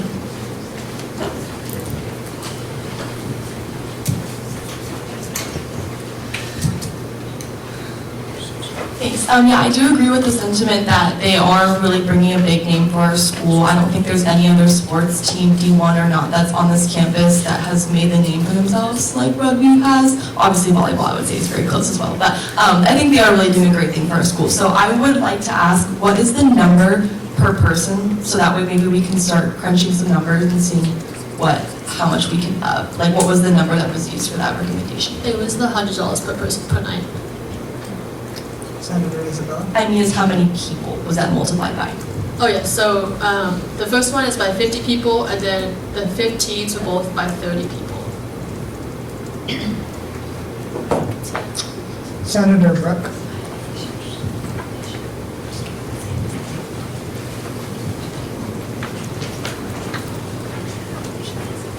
This is actually a question for the member of the public. If we were to try to find something closer to ASGBC's recommendation, do you guys have an amount that you could maybe suggest for us? Because of course, like, I do recognize how successful you guys have been, and you guys came in so prepared. I mean, you guys are wearing full-on suits. Like, I realize like how much of an effort you guys are trying to put into this, and you have done fundraising. But is there like an amount that you could maybe lower it by, just so that we could have a frame to vote on? Senator Jennison. I see my time to member public.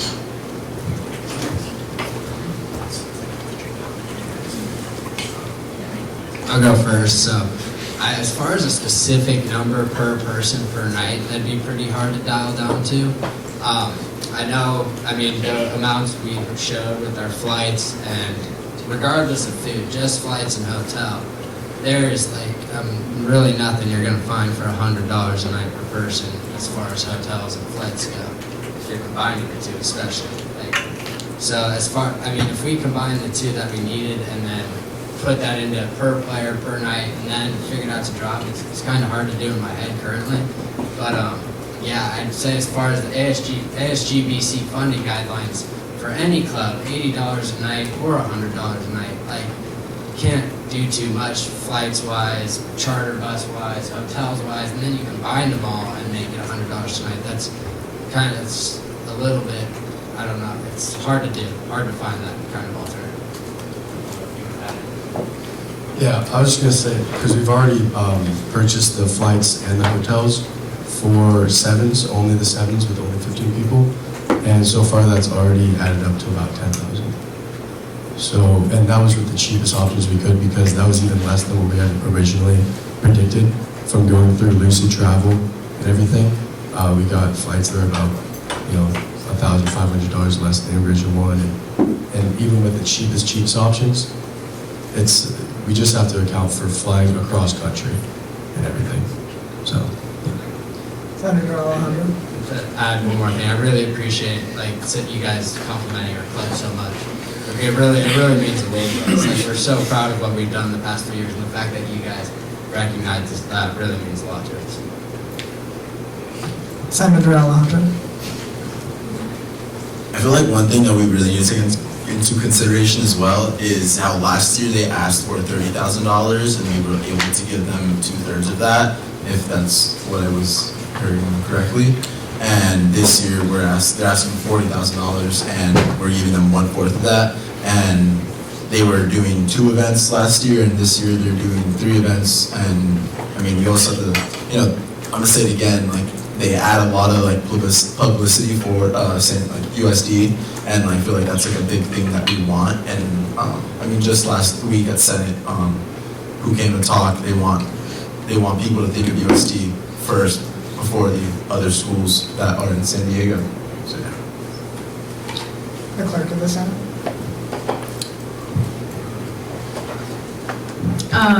So as far as your club dues and I'm sorry, I totally just forgot my question. I see the time.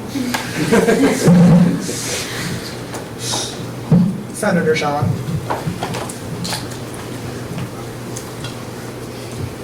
Okay, so I had a question for the controller and finance can answer it.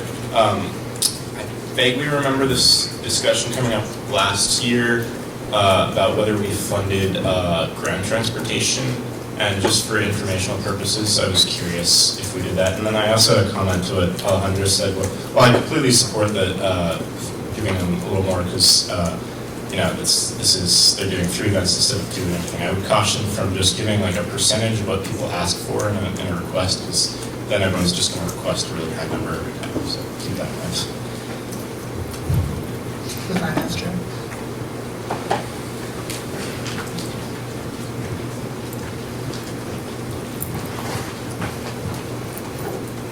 So just some context. Last year, when HBC presented to Senate for this recommendation, it was around $17,790, and the Senate decided to include ground transportation that included $3,000 extra, which came out to $20,790. So you all approved $20,790. The HBC recommendation was $17,790, and then ground transportation was $1,500 for each event, which accumulated to $3,000 total. Senator Valentino. Thank you. I just wanted to say I agree with Senator Alejandro completely. Like, if we want USD's name to start being listened more, this is the type of events that need to be supported way more. Like, this club is achieving great things. They made it to nationals. It's very hard to make it to nationals on any sports club. So I just say let's all take that into account. Senator Jameson.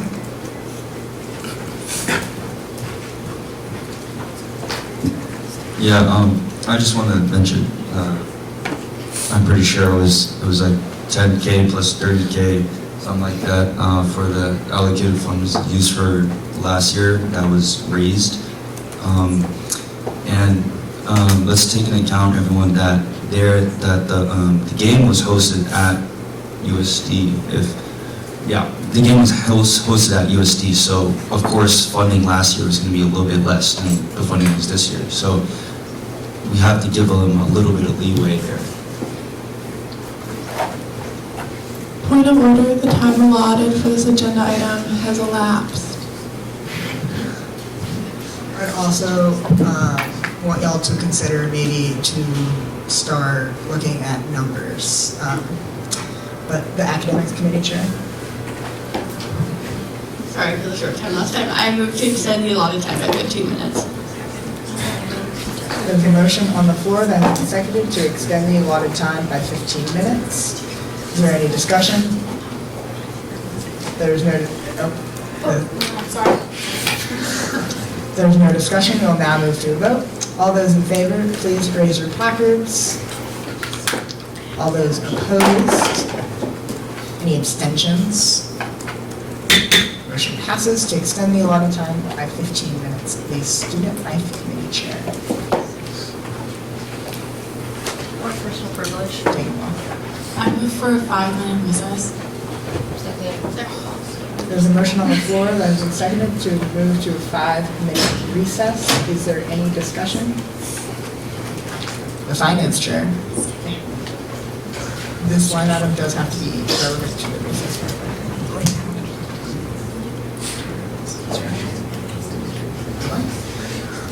All those in favor, please raise your placards. All those opposed? Any abstentions? Motion passes. We will now move to a 5-minute recess.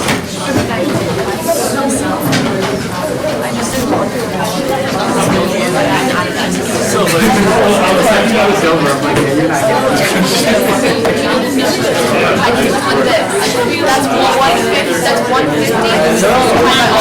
That's my district. Okay. 150. Yeah,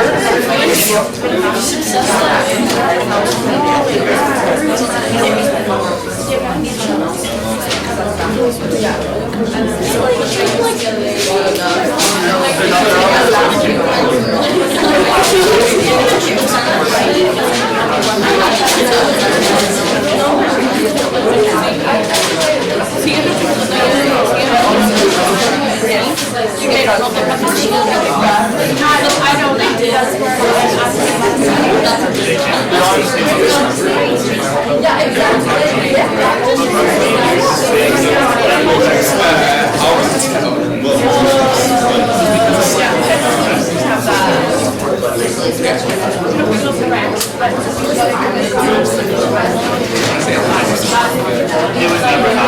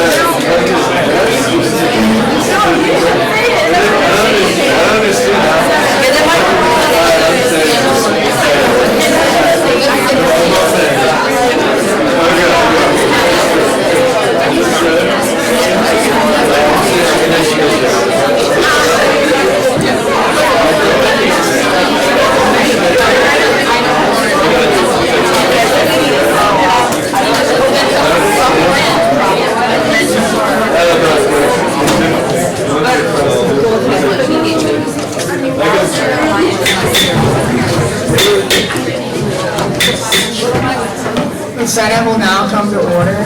Please return to your seats. Please return to your seats and end the conversation.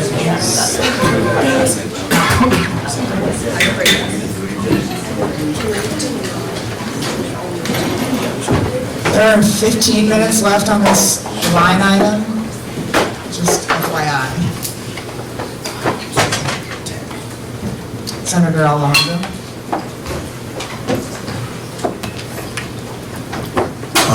I move to deny the ASGBC recommendation.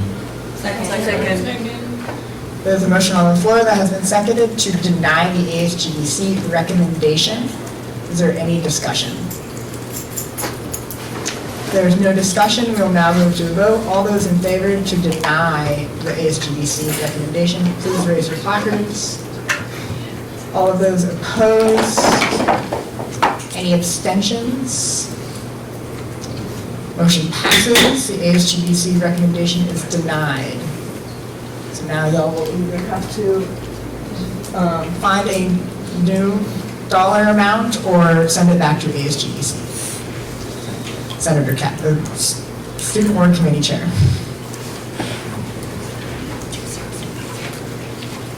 Okay, so with for discussion and just considering all the factors that are going into this event, we thought about bumping up the number to $150 per person per night, just because this event, again, like appreciating the club, like you guys are doing amazing, and this is going national. Like when we're thinking about the name that USD has and with this club and what it brings to and for the school, like this is amazing. And again, they've been showing that they have been having success with the growth in the numbers that they have, and with the fundraising that they have upcoming, they still need the help from us. So the number that comes from $150 per person per night is $20,250. So just to throw a number out there, I move to allocate $20,250 for USD Club right now. For transportation and lodging, no food. Second. Senator, Student Board Committee Chair, can you please repeat the number for me? Yes, $20,250.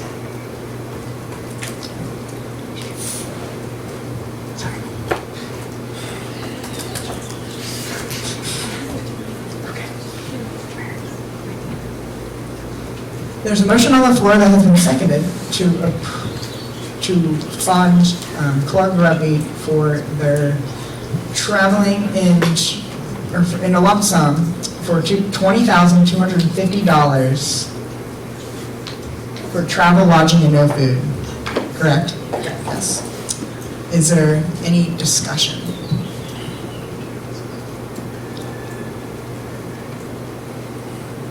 There's no discussion. The Student Life Committee Chair.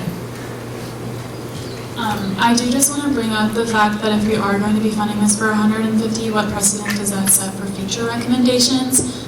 specifically if we have organizations like sports clubs coming in and the conferences of the same sort, are we going to be funding them $150? And within the budget, if you go back to the budget, within the amount that we have remaining, is that something that we can equitably commit to doing? Just something to be considered. Senator Levin.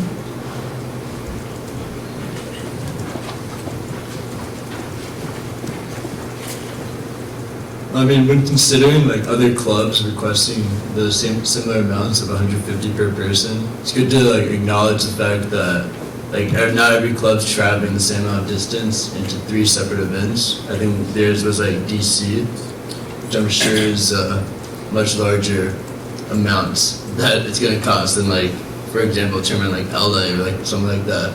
So I think it's not really fair to just consider to compare them to other clubs, you know. That's all I got. Senator Ann. I think since they are very successful, 100 and I think you said $50 per person was, I think it's a little bit low. Their request of $40,000, if you divide that by the multiplication factor that ASGBC had provided, we'd get $303 per person per night. If we were to remove food costs from that, we would be down to $230 per person per night for all their transportation and everything, and that would bring them at to $31,000, which I think is a very fair funding for that. The finance chair.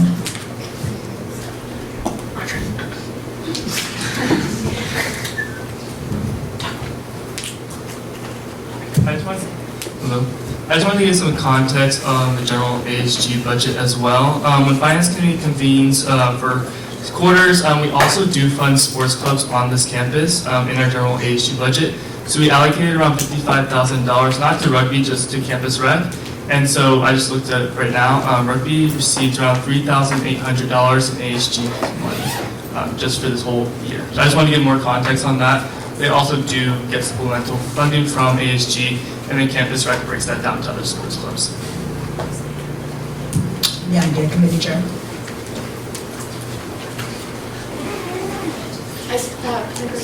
Thank you, Mark. Yeah, just echoing some of the concerns from the student life chair. I think we really do have to look at that number that we have left, because if we do allocate, obviously I'm here for like allocating a little bit more, but it's going to leave us at like the $58,000 number, and we barely at the halfway point. And we have 5 other over 10K requests. So I think in order to like be equitable, we really need to keep that in mind so that we can like genuinely put money towards these other clubs and organizations that are going to come to request money. So, Senator Alejandro.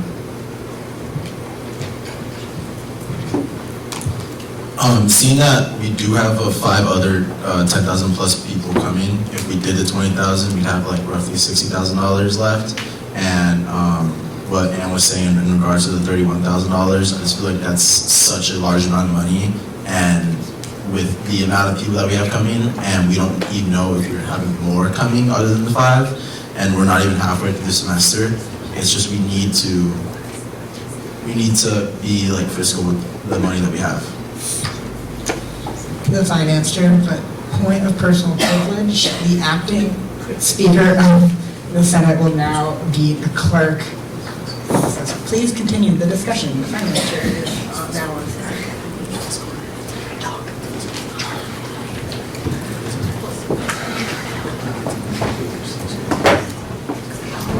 Okay. Hello. Okay, for some more context on this, if Kayla can go back to the slide. We also do receive around 30 other requests every week, and this is not just over $10,000. We also see, like last week we had a $9,000 request come in.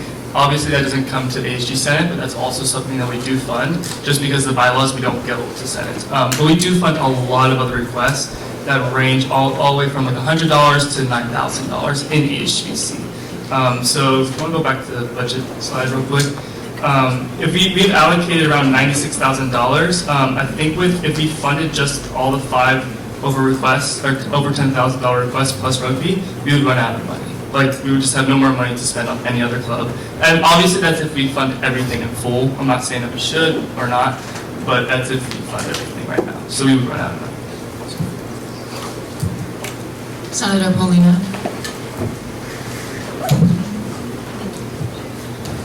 Agreeing with Senator Alejandro and the finance chair and being aware of our current budget, I think that's something else we have to consider for the rugby club is that they do get an amount of outside funding.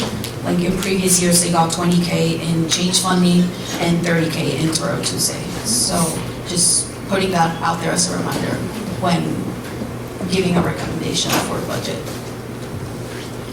So a reminder, there's a motion on the floor, and we are currently in discussion, so if we would like to move to a vote, someone would have to call the question, but if there's still discussion, please speak now. Senator Brooke. I called to question the original amount of the $20,150 per person. Oh, I moved to call the question. Second. There's a motion on the floor having been seconded to call to question approving club rugby for $20,250 for lodging and travel but no food. So this is the motion to call a vote. So it's if people want to end discussion and vote. So or there's no discussion, right? So we will now move to a vote. All those in favor, please raise your placards.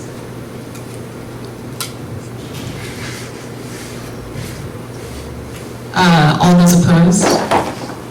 Any abstentions? Motion passes. We will now move to, we will now vote on the motion to approve club rugby for $20,250. All those in favor, please raise your placards.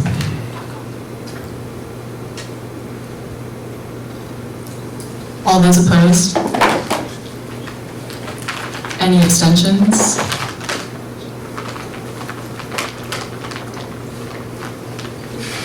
Sorry, we're going to do it one more time. All those in favor, please raise your placards high and keep them up.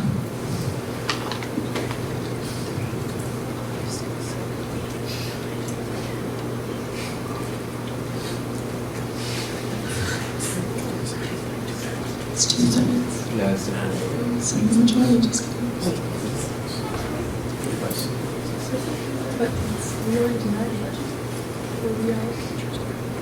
I don't know if it's 239 or 2/3.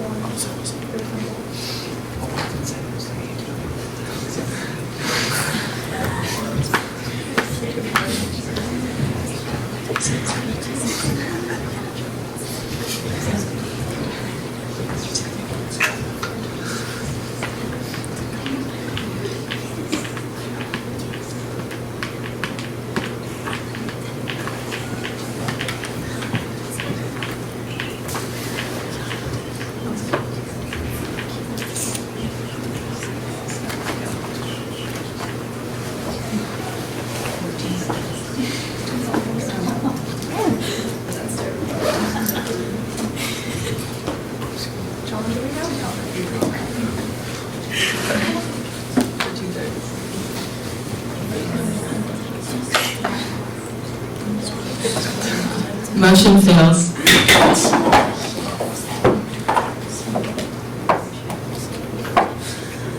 So we have now re-entered discussion.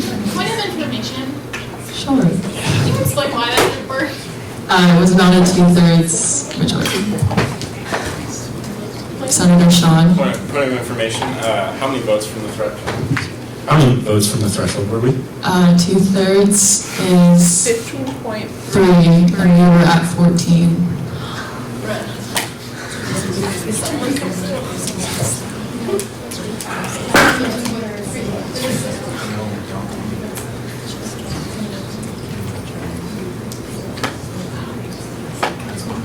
So,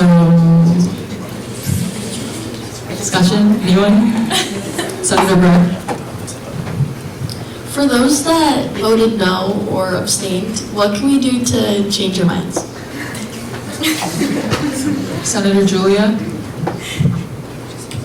Obviously, I don't want to like detract from any of the amazing work that the rugby team does. I think they're a great organization, and I know they've worked really hard to get to this point with expanding their club and everything, as well as in the playoffs. I just personally think that funding at the 20,000 number is really taking our budget down and kind of making some like concerns for the implications moving forward about how we go about funding. I think funding at the 150 is like a lot of money. I obviously want to fund them as much as possible, but I am concerned about the amount that leaves us with budget-wise with $58,000 left.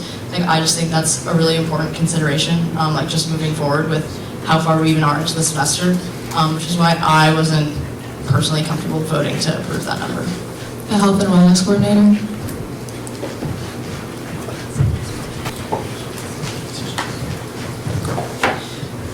I totally hear that concern, and I think that that's something that is definitely going to be hard. But I also think that as a Senate and like I mean, we've all had concerns about lack of school spirit here a lot as well, and I think that this is a very good outlet of school spirit.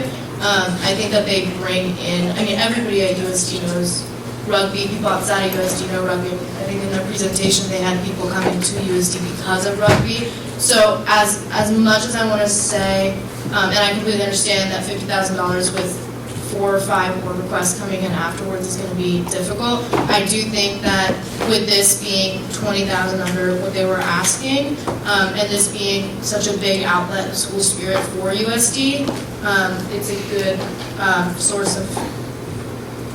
It's a good funding. Fun. Senator Sean.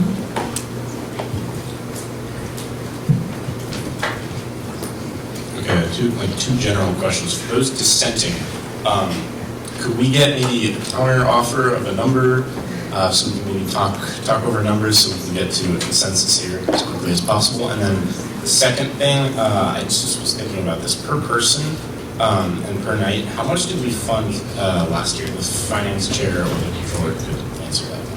So last year's was allocated 20,000. I don't have like the actual breakdown of like each thing, but I believe it was not $200 because the finance chair can verify that.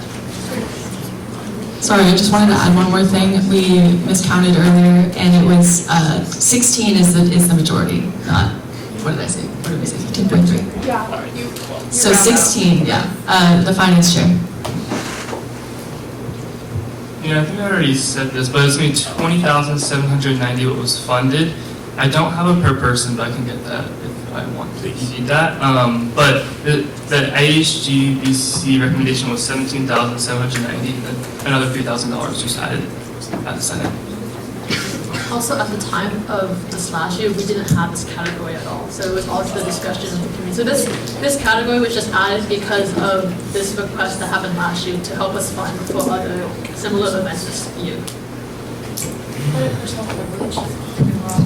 Point of order, the time allotted for this agenda item has elapsed. Senator Sean. I move to extend the allotted time by 5 minutes.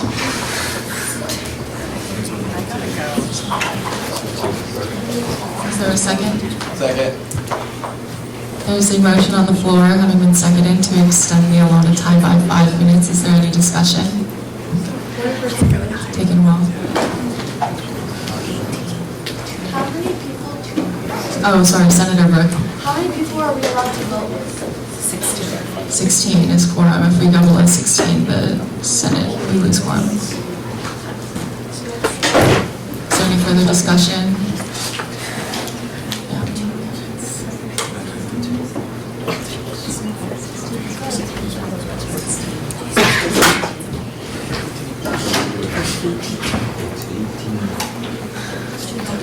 With personal privilege.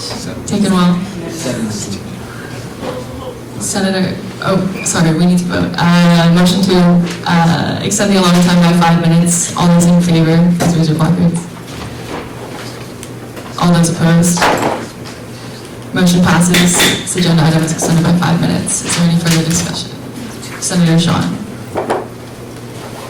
seeing as we're about to lose quorum and we've lost so many votes, I think it might be wise to table this. So I move to table this. Second.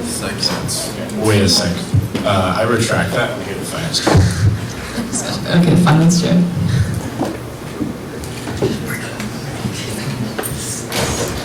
I know you all have to. I know you all have to go to class and various meetings. It's just we have 2 other presentations coming in next week, so that will affect the other 2 presentations, and then they might not receive a decision before their event. So I just recommend trying to get a number if you can.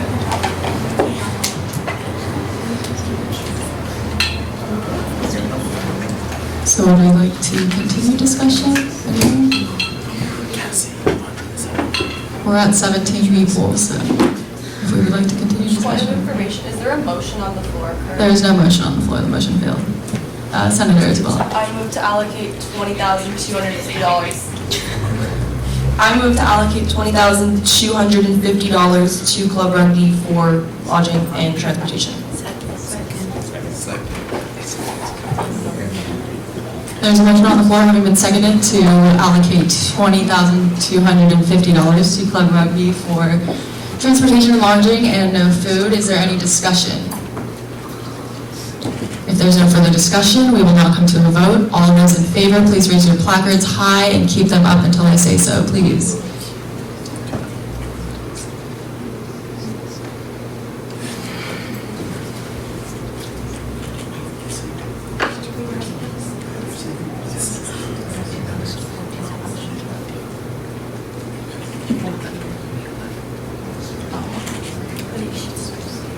All those opposed? Any abstentions? Motion passes. Club Rugby is now allocated $20,250. Point of personal privilege. Senate is not adjourned. Taken well. Taken well. Okay, quorum is now lost. Senate is now adjourned. Everyone's like, screw